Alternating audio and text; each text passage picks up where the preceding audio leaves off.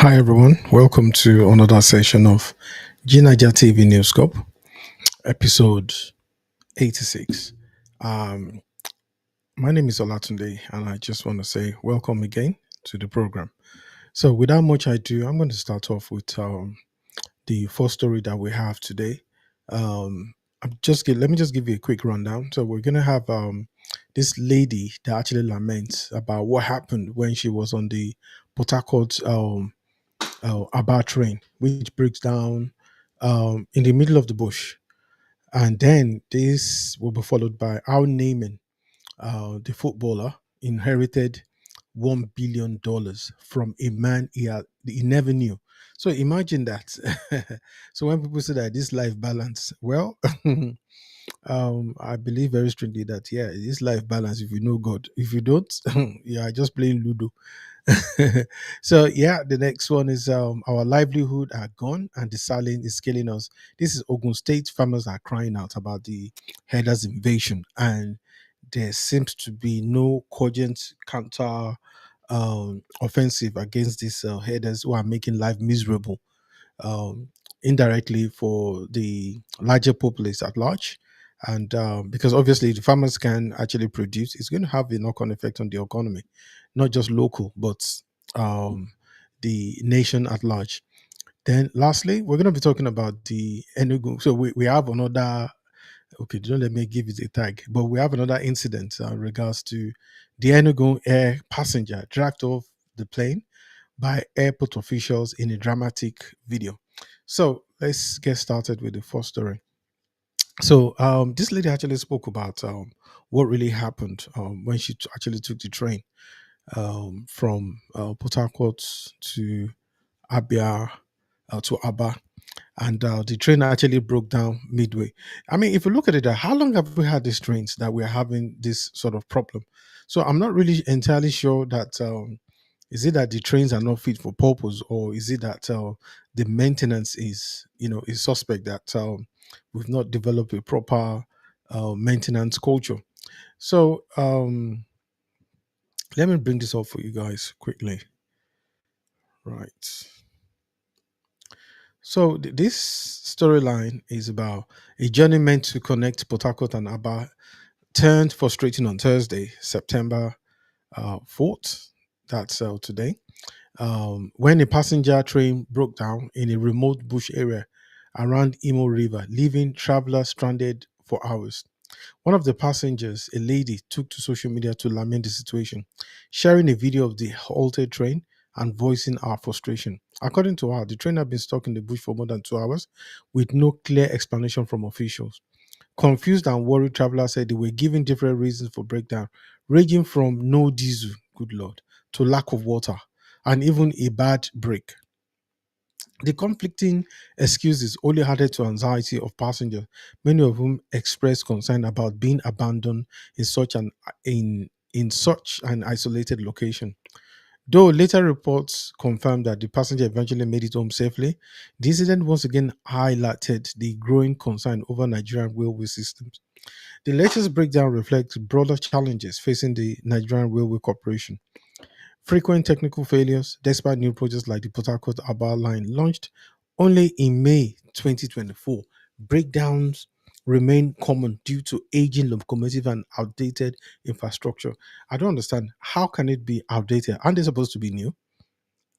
You see, this is one of the key things. I'm not. I don't want to stretch and make connections where there is none. But the truth of the matter is that if this thing was just if it was just launched, that means that it's supposed to be new. Okay, if it's supposed to be new. Now, in a year plus, they are talking about aging locomotive. How is that even possible? Poor maintenance culture. See, I said it earlier. Chronic underfunding and inadequate maintenance continue to weaken the system, raising questions about reliability and passenger safety. Security risks being stranded in isolated areas heighten the vulnerability of passengers, especially given past incidents on other routes, such as terrorist attacks on the Abuja Kaduna corridor. Passenger experience beyond technical problems. Travelers frequently complaining about dirty coaches, lack of working amenities, and poor service delivery. For many, Nigerians, this ordeal is yet another reminder that while modern railway projects are being commissioned, sustaining reliable operations and ensuring passenger safety remains an uphill task. That's the truth. It's one thing to say, yes, hooray, we have this new stuff, we have this new train, new infrastructure, but we it is the maintenance that is key. It's like anybody else that you buy a brand new car. Yeah, for a while you can get away with it using it for a while, but if you don't maintain it, it is going to break down. Even if we have bought a second-hand locomotive, at least locomotive train, it's still important to maintain it. So regardless, of course, it makes a whole lot of difference if we're being transparent in terms of if we buy a new train, we should say, or if we buy a whole train, we should say it's a old train, it's second-hand, but then we say we buy a new train, then the new trains are breaking down as if they are old. So what does that actually tell us? Okay. So that's part of the challenges that we're having. It needs to be dealt with. It's not enough to have all the big wigs, all the big, whether it's the president or anyone, so you have all this launching to say now we have this new. So but it's what happens after. And I've always said it that our national psyche is the problem. We need a psychological revolution. We need to change our mindset. Our mindset is what I refer to as our national psyche. People talk about the government being oh, if we had good government, who are the government? Look in the mirror. You and I are the government. So it's not about just talking about saying, oh, government needs to do this. No. Remember that when we pick representative to actually represent us, in power, they are from amongst us. Remember that sci-fi film, Amongst Us. They are not from planet Venus. They are not from Jupiter. They are from Nigeria. So whatever you see is a reflection of who we are broadly across the nation. So when next time you're actually talking about oh, our government is bad. No, it's simply saying that we are bad. And when I'm actually saying that, I'm not saying that in a generalized sense, but there are certain things that makes a national, they are good Nigerians, obviously. They are good people. Unfortunately, the people, the present crop of people that we have, they are from amongst us. You need to actually be in some social gathering and you hear of some prospective politicians talking what they say they will do. You will be amazed. So I don't know. So for some of us, we're not surprised at what we are saying. So really, as far as I'm concerned, um, we definitely we need to get our act together. We need to get our act together. Without it, all we're simply doing is we're just playing games. We're just playing games. So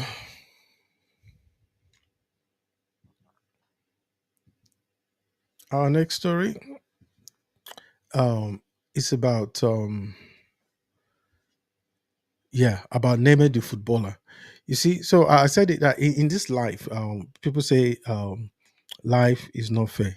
It's I think it's relative what you mean by fair. There are certain things that happen to certain people, even with best of intentions.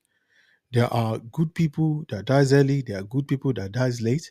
Then you see some evil people that dies early, and you see evil people that dies late. So we should not be surprised. So the storyline here is about multimillionaire, talented footballer Neymar.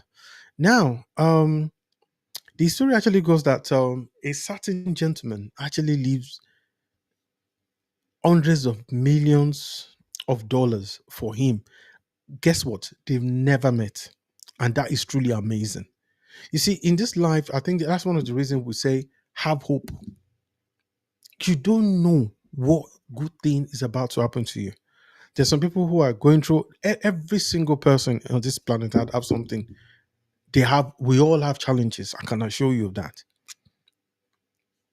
And what's really happened here is the Brazilian superstar Neymar may have landed one of the most unusual windfalls in football history.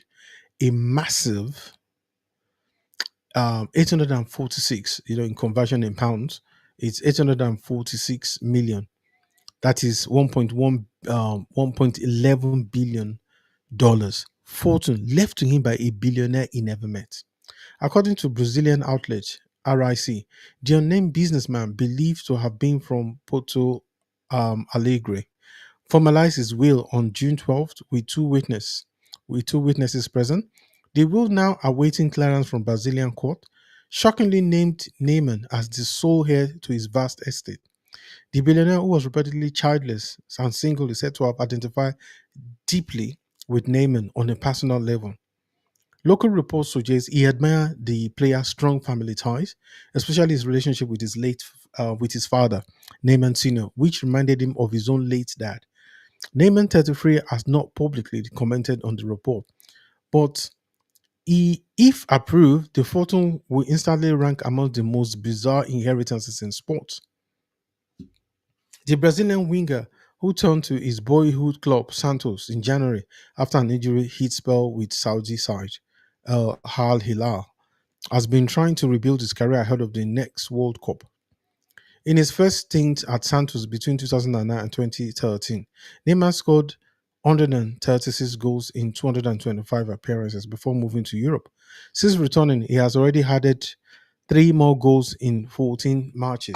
In June, Neymar renews his contract with Santos, declaring Santos is not just my team, it is my home, my roots, my history, and my life. Here I was a boy who became a man, and I'm truly loved. Here I can be myself, truly happy, and it is here that I want to fulfill the dreams that are missing in my career. Wow, that is really that is just incredible. In life, one of the key aspects of life is that anything good can happen. Unfortunately, anything negative as well can happen. But I believe that if you're a very strong spiritual person, say Christian, you're able to, you know, deflect certain things if you're a praying person. So we're not just at the mercy of the element. It's not just that, um, we have a dice and we just roll the dice, maybe some spirit somewhere just do that and things happen. No, in like yeah, the spiritual is more real than the physical, and those who knows that actually reign supreme. That's just the truth. So I mean, look at this guy. He's already stinking rich. He doesn't have any financial problem, and there's somewhere, and interestingly, I think I remember that the Bible did say this. It said those that even have small, it said more in fact will be given to them. So most people will see this will be like, oh, it's not fair. How can this guy is already rich? Can't you just, they can talk like Judas? Why can't we just sell this expensive perfume and just feed the poor? It sounds very, charitable, isn't it? Sounds very kind. But most people that actually talk around that area, they are the most evil of all people. We all knew, at least we all know exactly how Judas actually died.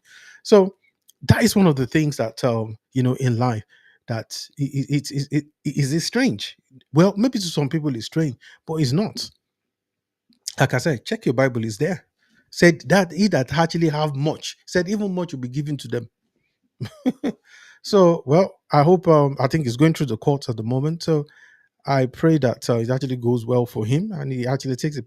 Look, I probably believe I believe that this guy must be helping a lot of people.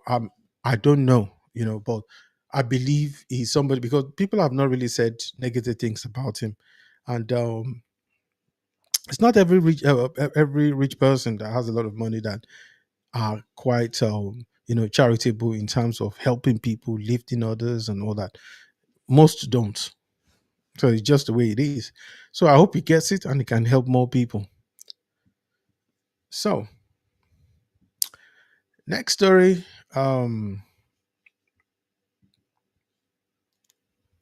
Right. Our next story is about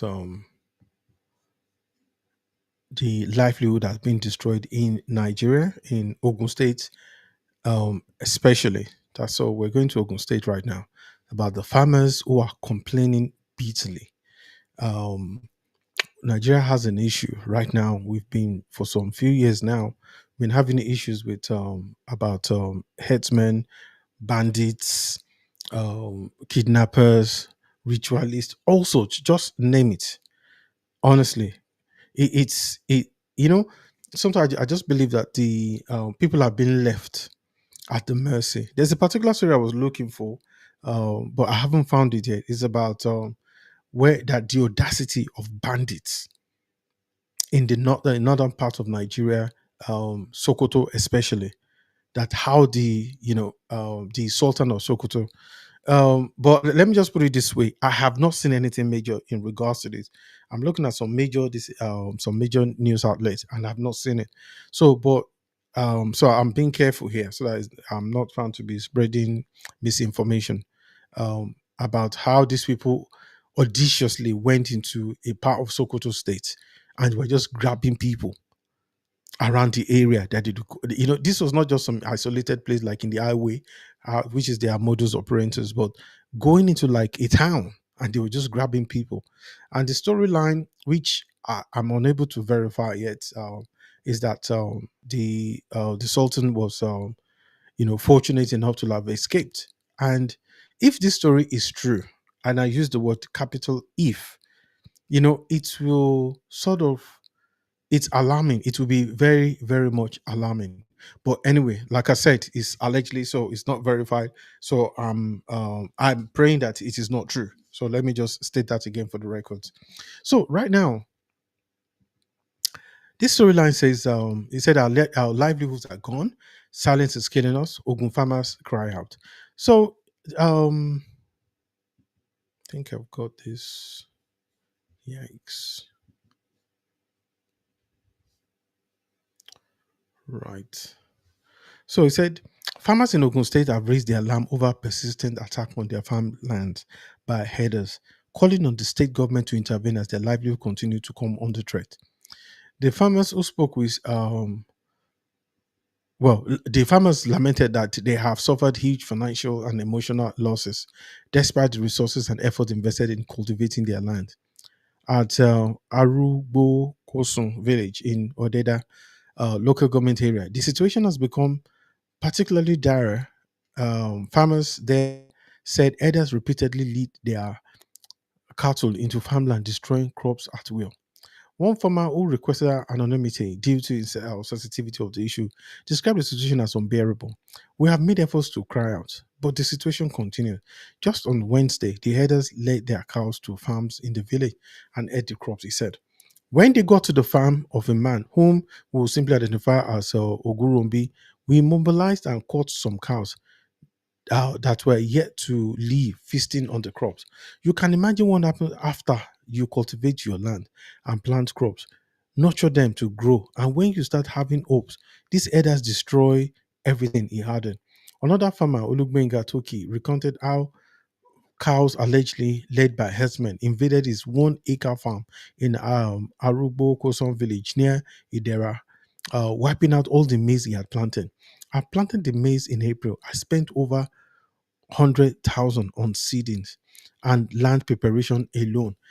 I even paid people to help me. In the second week of May, I went to the farm early in the morning to do some weeding and returned later in the evening. What I met was heartbreaking. Everything had been eaten up, the farmer said. He continued, visibly distressed. When we got there, cow dungs was everywhere. It was painful. Imagine all the efforts, all the sweat, just gone like that. Residents said these invasions are not isolated incidents. They accused the herders of carrying out the attacks with impunity. People have suffered so much, Oluwinga said. The herders usually come in the afternoon when farmers are away. By the time anyone returns, the damage is already done. Fear has now driven him away from his farmland. My family doesn't want me to go back. They are scared. We don't know what when the herders will come again. I am losing hope. Bushes are already taking over the farm. I just feel discouraged. If I lose my life on that land, what will it all mean? He said. He appealed to the Ogun State government to act swiftly. We can't produce food if our lives are at risk. Cars have taken over our only means of survival and nothing is being done. People are even afraid to report. If you talk, the others might come back in greater numbers and destroy even more. He added.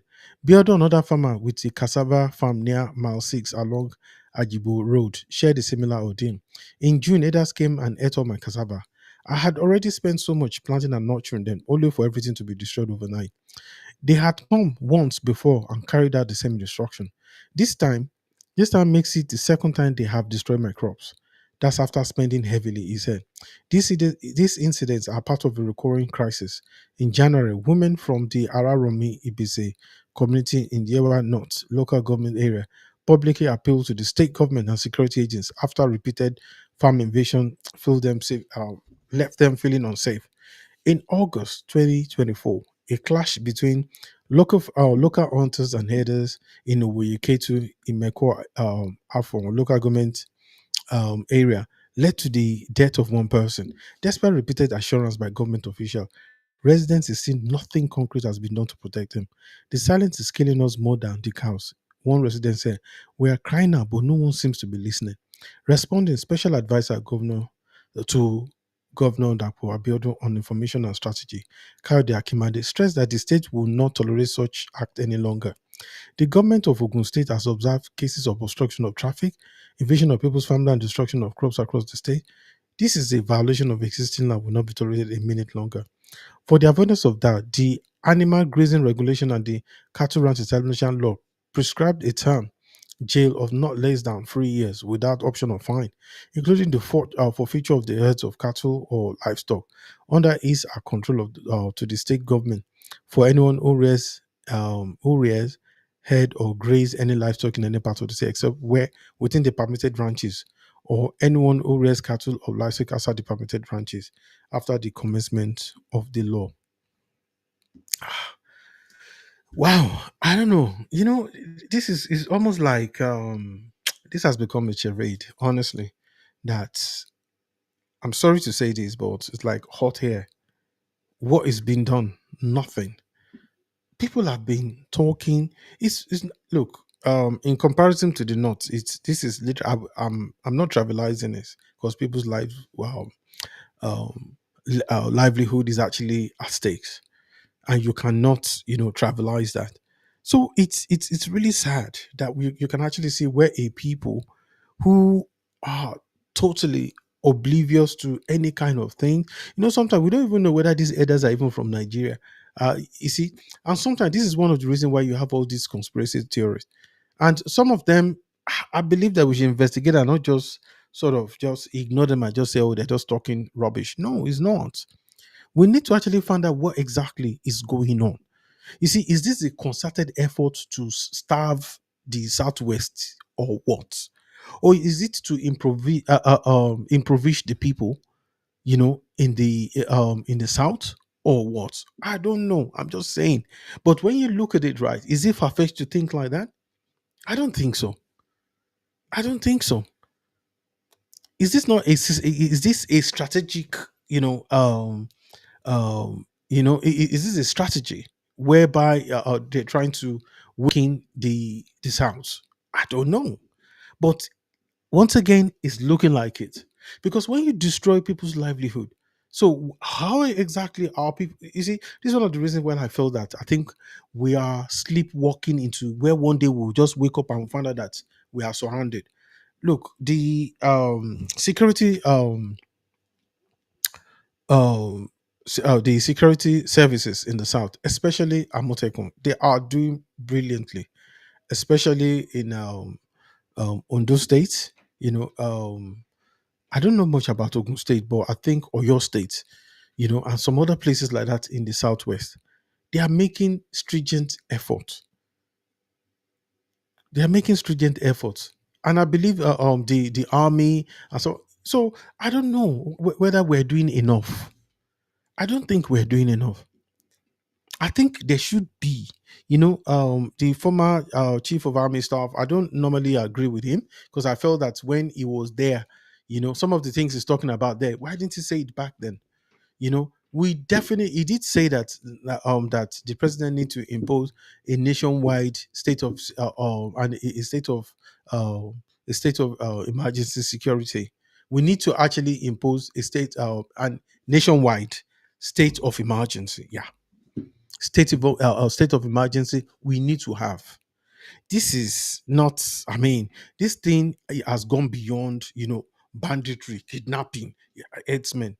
What, and we're all pretending as if everything is normal. No, it is not normal. I think people, we need to wake up every day. I'm actually that's why I take it that one of the story I would look. I always try to talk about it. Look for one of these things that are happening somewhere in Nigeria, whether it's in the east, west, north, south, doesn't matter. We keep seeing this every day. This is bang out of order. What are we doing? Everybody's just sitting down, doing. We're just living as how.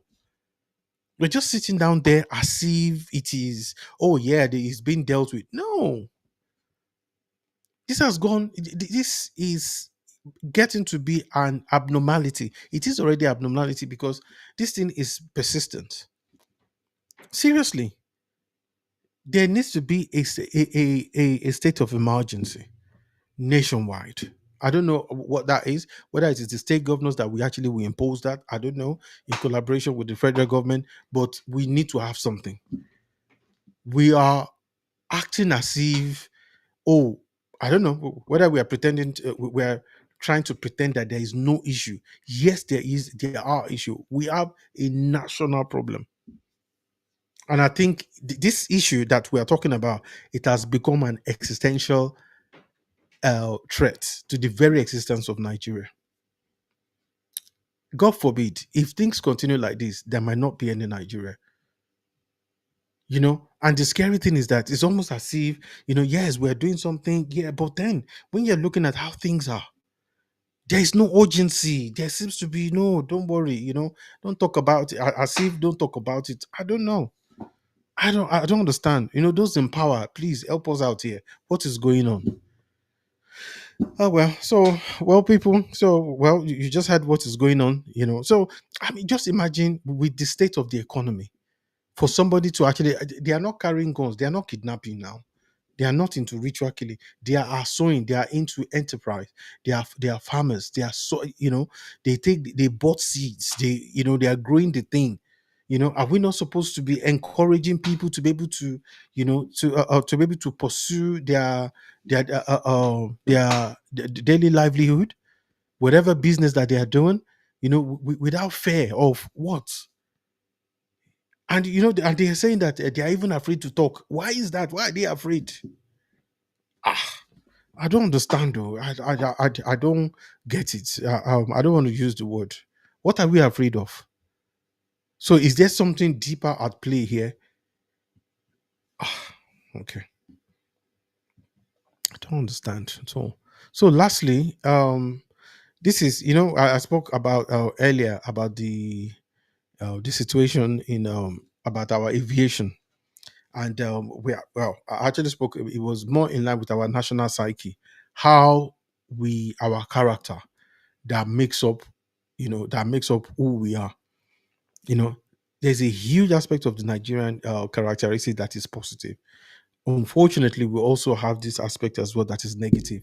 So, although we don't really have a full storyline here about precisely what, I remember that there was a lady that had issues with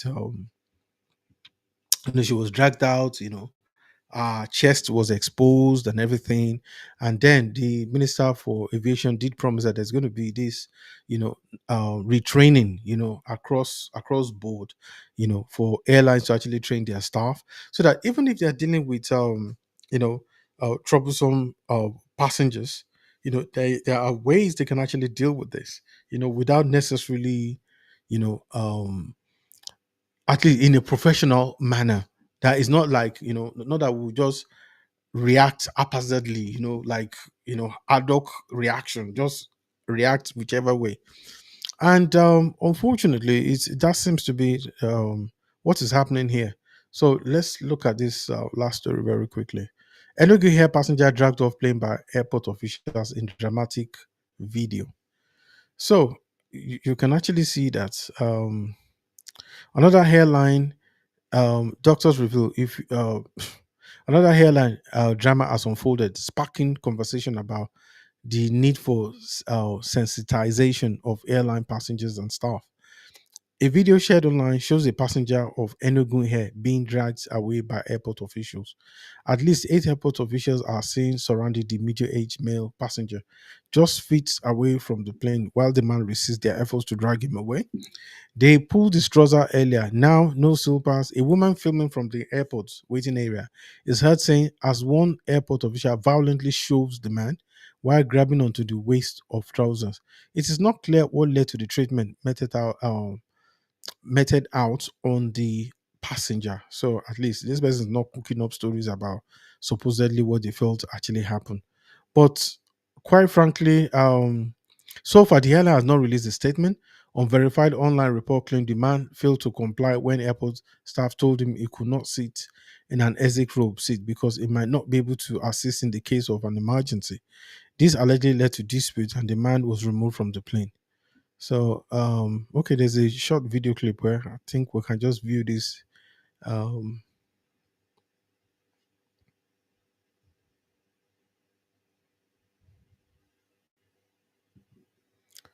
okay,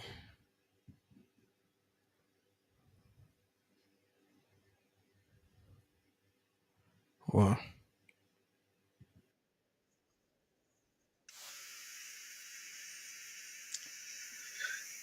unfortunately, yeah, I think this footage is quite short.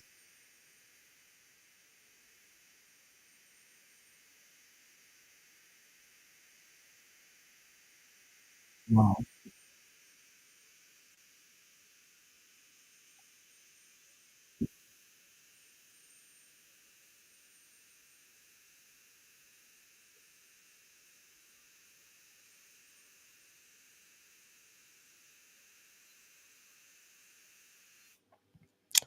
Well, that's it, folks. We don't really know, so we just want to avoid too much speculation. So, um, somebody said enough. Enugu don't get the airline since when I beg. Why can't they? Anyway, so just want to say thank you, everyone. So it's been an interesting one. So hopefully we'll have some more. Maybe by tomorrow, I believe we should be able to see, more stories, more deeper insight in exactly what that is about. Because right now we don't know. So till then, anyway, well, I just want to say thank you very much, and I'll see you guys again tomorrow. So I remain Olatunde. See you tomorrow. God bless and good night.